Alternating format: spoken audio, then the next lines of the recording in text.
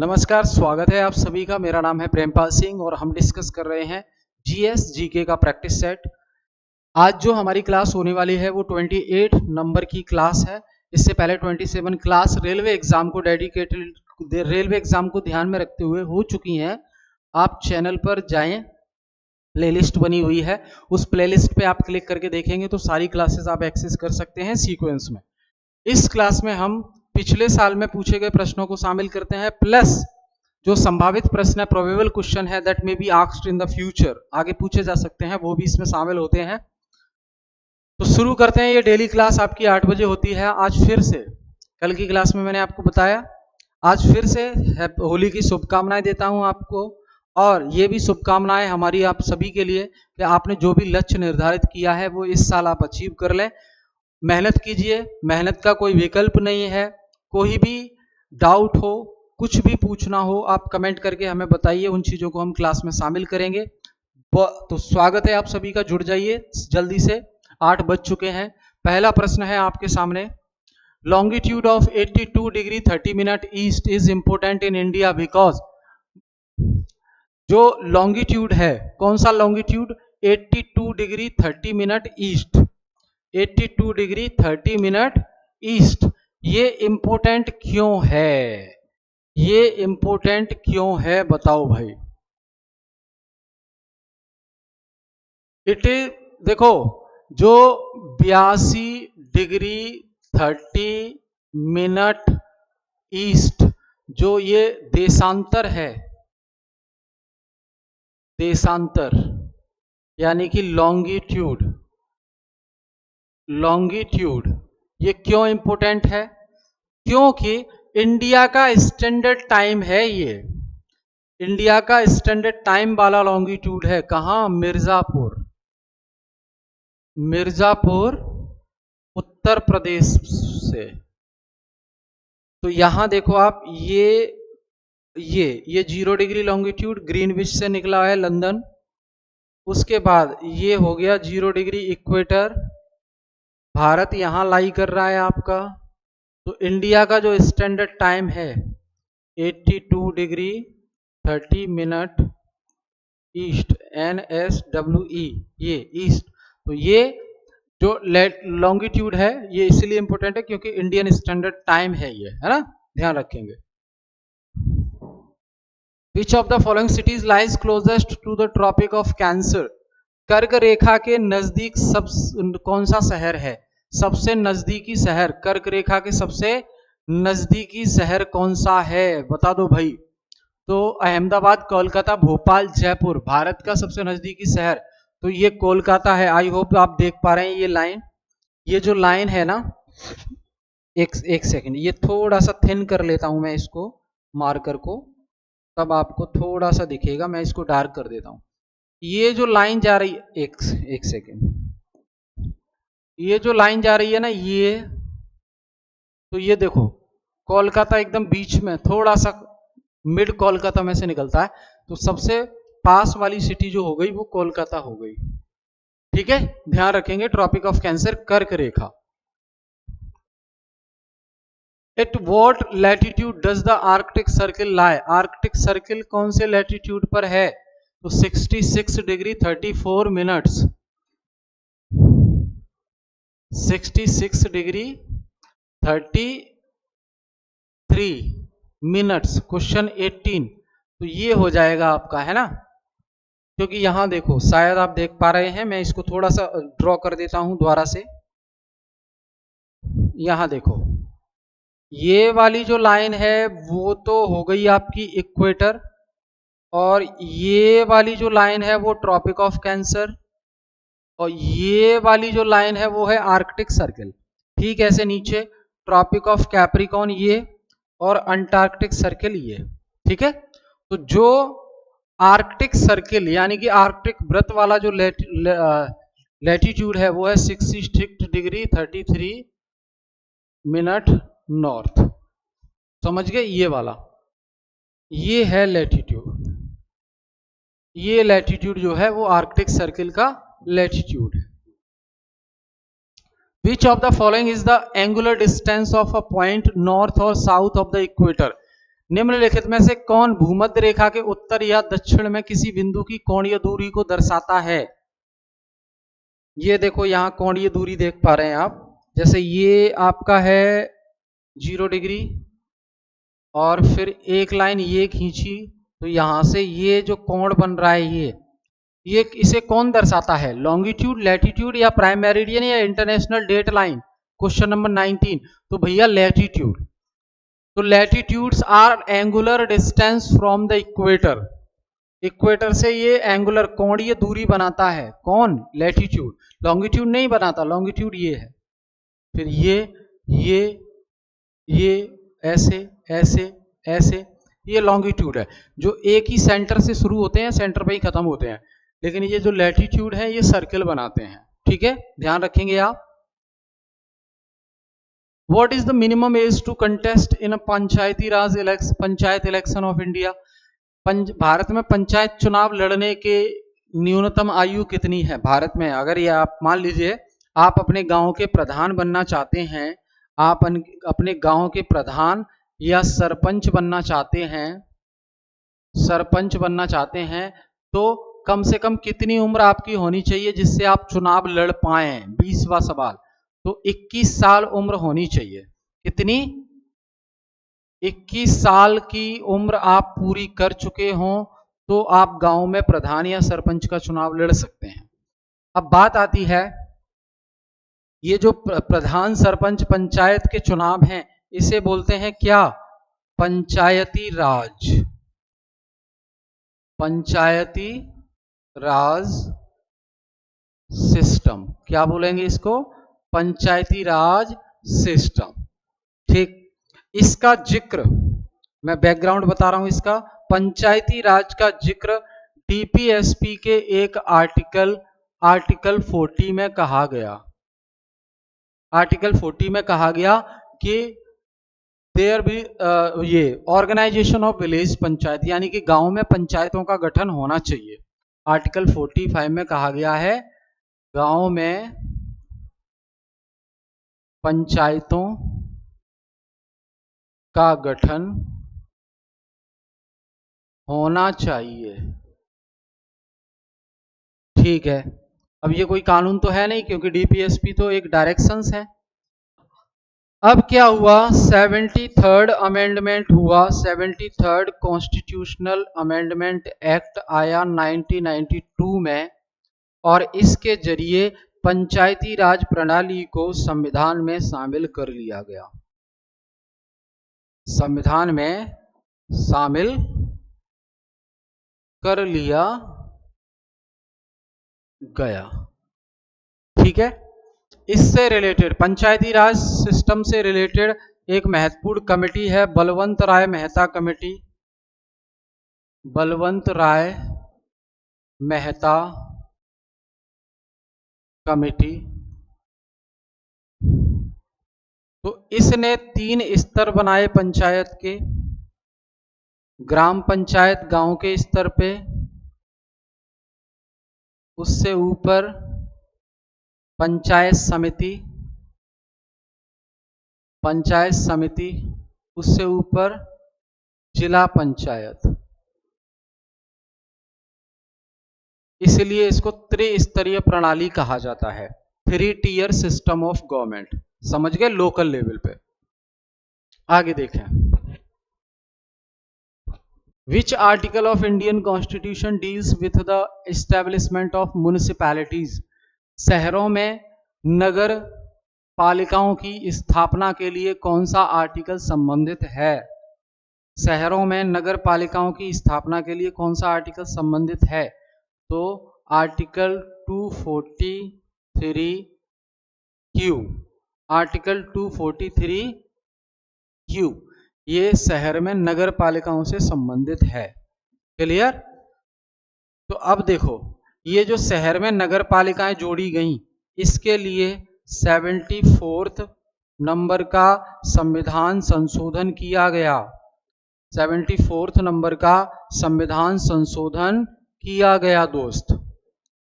ठीक है, कब? 1992 में ही किया गया। पीवी नरसिम्हा राव की सरकार है ना। इसके जरिए अर्बन लोकल बॉडीज यानी कि शहरी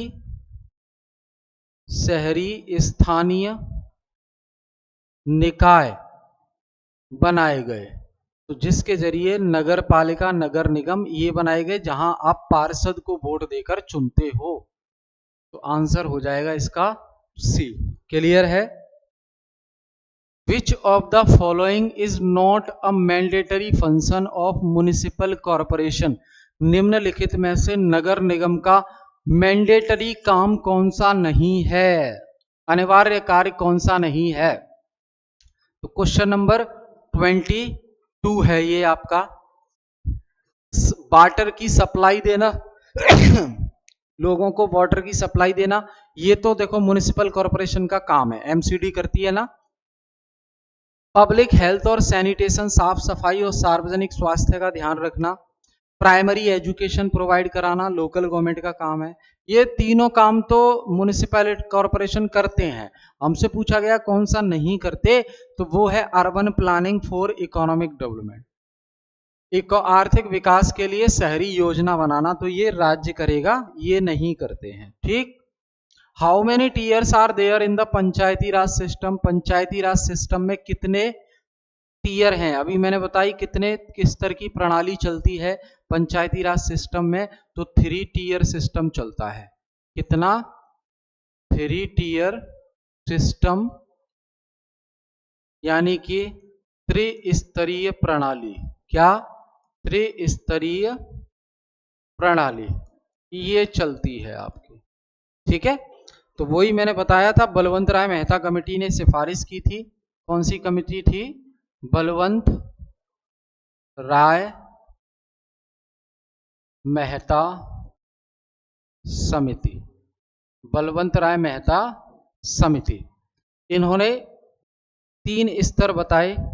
पहला स्तर जिला पंचायत,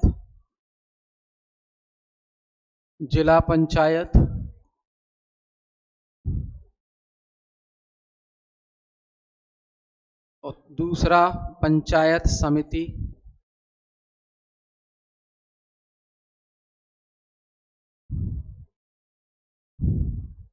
और फिर ग्राम पंचायत। ठीक है, पंचायत या परिषद। तो ये तो हो गई जिला के स्तर पे। ये आपकी किस स्तर पे हो गई? जहां पे क्या ग्राम पंचायत तो हो गई ग्राम स्तर पे,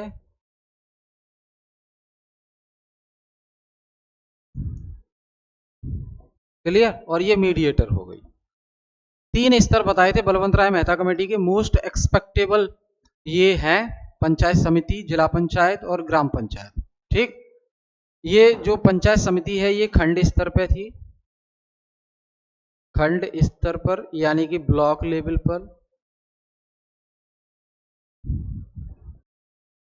याद रखेंगे तो 3 स्तर हो गए। Which institution is responsible for recommending the distribution of financial resources to panchayat? पंचायतों को वित्तीय संसाधन मुहैया करवाना, इसके लिए कौन सा संस्थान जिम्मेदार है? कौन पंचायतों को फाइनेंस प्रोवाइड करवाता है जिससे वो अच्छे से काम कर सकें? स्टेट का finance commission, planning commission, national development council, controller, auditor general. तो स्टेट का जो फाइनेंस कमीशन है, आर्टिकल 243I, आर्टिकल 243I, ये है आपका स्टेट का finance commission. State finance commission राज्य का वित्त आयोग, गवर्नर बनाता है इसको हर 5 साल में। गवर्नर के द्वारा गठित किया जाता है हर 5 साल में। ठीक। ये डिस्ट्रीब्यूट करता है रिसोर्सेस पंचायत को। Clear. Which is the smallest continent by land area? भूमिगत क्षेत्र के आधार पर देखा जाए तो सबसे छोटा महाद्वीप कौन सा है?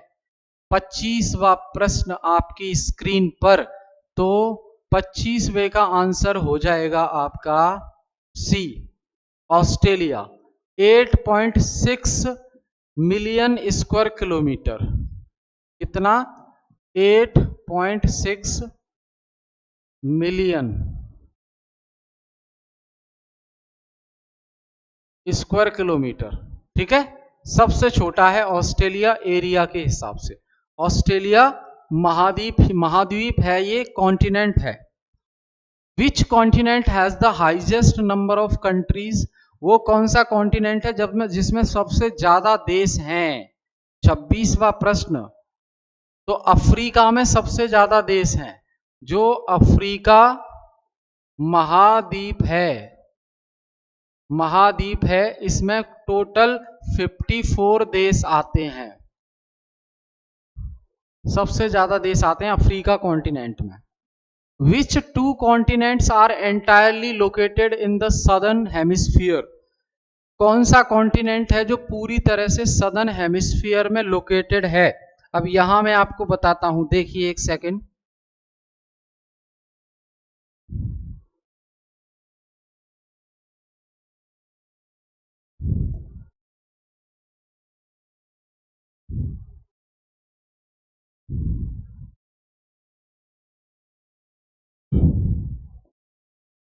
ये देखिए, ये 0 डिग्री वाली लाइन हो गई, ये 0 डिग्री वाली लाइन है। तो ये नॉर्थ पोल हो गया और ये साउथ पोल हो गया। अब इस 0 डिग्री से ऊपर का हिस्सा इस साइड का, ये कहलाएगा नॉर्दर्न हेमिस्फीयर। क्या कहलाएगा? नॉर्दर्न हेमिस्फीयर, यानी कि उत्तरी गोलार्ध। क्या कहेंगे इसको?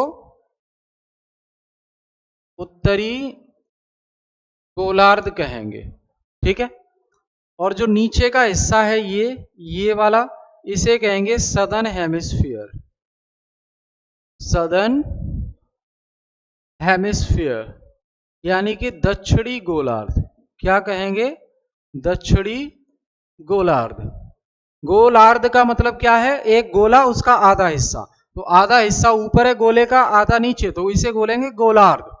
समझ रहे हैं? स्फीयर का आधा हिस्सा हेमिस्फीयर। स्फीयर यानी कि गोला, उसका आधा हिस्सा हेमिस्फीयर कहलाता है। नॉर्थ की साइड जो हिस्सा है वो नॉर्दर्न हेमिस्फीयर, साउथ की साइड जो हिस्सा है सदर्न हेमिस्फीयर। पूछा जा रहा है आपसे कौन सा वो कॉन्टिनेंट है, महाद्वीप है, जो पूरी तरह से सदर्न हेमिस्फीयर में आता है, यानी कि नीचे वाले हिस्से में आता है। जल्दी से बताएं कौन सा है वो।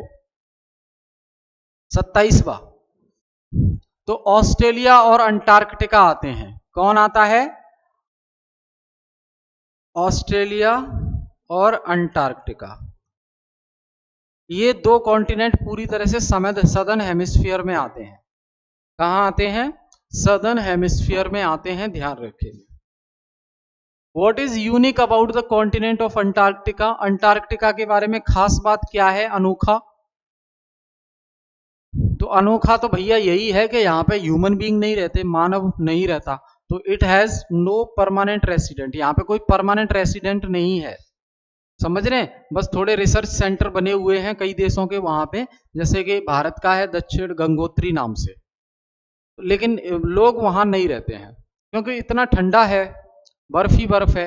Which continent has both longest river and the largest river? कौन सा वो महाद्वीप है जिसमें विश्व की सबसे लंबी नदी और विश्व की सबसे बड़ी नदी है? तो वो कौन सा है? नील नदी। कहां पर है बता दो भाई? 29। तो अफ्रीका। क्या है? 29 का अफ्रीका। तो एक तो नील नदी है, नील नदी है, और सहारा रेगिस्तान है, सहारा मरुस्थल। ये दोनों कहां हैं? अफ्रीका में है। समझ गए? नील नदी की लंबाई 6650 किलोमीटर और 9.2 मिलियन वर्ग किलोमीटर इसका है। 9.2 मिलियन वर्ग किलोमीटर। इतने में तो ये रेगिस्तान फैला हुआ है, और नील नदी की लंबाई है 6650 किलोमीटर। ठीक है, याद रखेंगे। आगे, who was the founder of the Gupta empire? Gupta empire का फाउंडर कौन था? बताओ भाई, गुप्ता एम्पायर का फाउंडर कौन था? चंद्रगुप्त मौर्य, समुद्रगुप्त, चंद्रगुप्त फर्स्ट या स्कंदगुप्त? तो देखो, चंद्रगुप्त प्रथम को गुप्ता एम्पायर का फाउंडर माना जाता है। चंद्रगुप्त प्रथम। वैसे शुरुआत इसकी श्रीगुप्त ने की थी। शुरुआत किसने की? श्रीगुप्त को। लेकिन फाउंडर माना जाता है Chandragupta first. Chandragupta first 320 CE में स्थापना होती है। कब होती है? 320 सीई में। चंद्रगुप्त प्रथम 320 सीई, गुप्ता एम्पायर। ठीक, अब देखिए, मध्य प्रदेश में नया टाइगर रिजर्व बना है। मध्य प्रदेश में नया टाइगर रिजर्व बना है और ये देश का 58वां टाइगर रिजर्व है। ठीक है, तो मध्य प्रदेश का टाइगर रिजर्व, मध्य प्रदेश के अन्य टाइगर रिजर्व में रातापानी, बीरंगना, दुर्गावती, संजय धुबरी, सातपुड़ा, पन्ना, बांधवगढ़, पेंच आदि हैं। ये जो टाइगर रिजर्व मध्य प्रदेश को नई सौगात मिली है, नया टाइगर रिजर्व बनाया गया है, ये है माधव टाइगर रिजर्व। क्या नाम है इसका? Madhav tiger reserve. ठीक, इसके अलावा मध्य प्रदेश में जो टाइगर रिजर्व हैं वो एक तो रातापानी, फिर बीरंगना दुर्गावती 2 और संजय धुबरी 3, सतपुड़ा 4, पन्ना 5, बांधवगढ़ 6 और पेंच 7। 8वां टाइगर रिजर्व बना है ये। तो भारत का 58वां टाइगर रिजर्व और मध्य प्रदेश का 8वां टाइगर रिजर्व बना है। अभी नया माधव राष्ट्रीय उद्यान को माधव टाइगर रिजर्व बनाया गया है। ठीक है, कहां पर स्थित है माधव राष्ट्रीय उद्यान? तो यह चंबल क्षेत्र के शिवपुरी जिले में है और भारत की मध्य उच्च भूमि के उत्तरी छोर पर स्थित है। मध्य उच्च भूमि ऊपरी विंध्य पहाड़ियों का भाग है। तो मध्य प्रदेश का जो शिवपुरी जिला है उसमें इसे बनाया गया है। 1958 में राष्ट्रीय उद्यान के रूप में इसे अधिसूचित किया गया था। यहाँ पे झीलें, इसके दक्षिणी भाग में साक्ष्य सागर और माधव सागर है और जीव जंतु इसमें बाघ, नीलगाय, चिंकारा, चौसिंगा, चीतल, बार्किंग डियर, मार्स, क्रोकोडाइल, तेंदुआ, सियार, अजगर आदि पाए जाते हैं। वनस्पति की बात करें तो उत्तरी उष्ण कटिबंधीय शुष्क पर्णवाती मिश्रित वन यहाँ पे देखने को मिलते हैं। ठीक, तो ये है जो आपको याद रखना है। समझ गए? मध्य प्रदेश का 8वां टाइगर रिजर्व। तो हाल ही ऐसे पूछा जाता है, हाल ही में नया टाइगर रिजर्व कहां पर बनाया गया है? तो मध्य प्रदेश का नया टाइगर रिजर्व है माधव टाइगर रिजर्व। ठीक है, तो पहले इसे माधव राष्ट्रीय उद्यान कहा जाता था जिसकी स्थापना 1958 में हुई थी। अब ये माधव टाइगर रिजर्व कहां पर घोषित हुआ है? तो मध्य प्रदेश के शिवपुरी जिले में। मध्य प्रदेश के शिवपुरी जिले में घोषित किया गया है। टोटल मध्य प्रदेश में अब इसे मिलाकर 8 टाइगर रिजर्व हो चुके हैं। पहले 7 थे, अब ये 1 हो गया। 7 के नाम ये रहे: रातापानी, बीरंगना, दुर्गावती, संजय धुबरी, सतपुड़ा, पन्ना, बांधवगढ़, पेंच और 8वां है Madhav tiger reserve. I hope ये चीजें याद रहेंगी आपको। ठीक है, तो ये रही आज की क्लास। हम फिर मिलेंगे नेक्स्ट क्लास में। तब तक के लिए जुड़े रहिए हमसे। एक सेकेंड, एक और।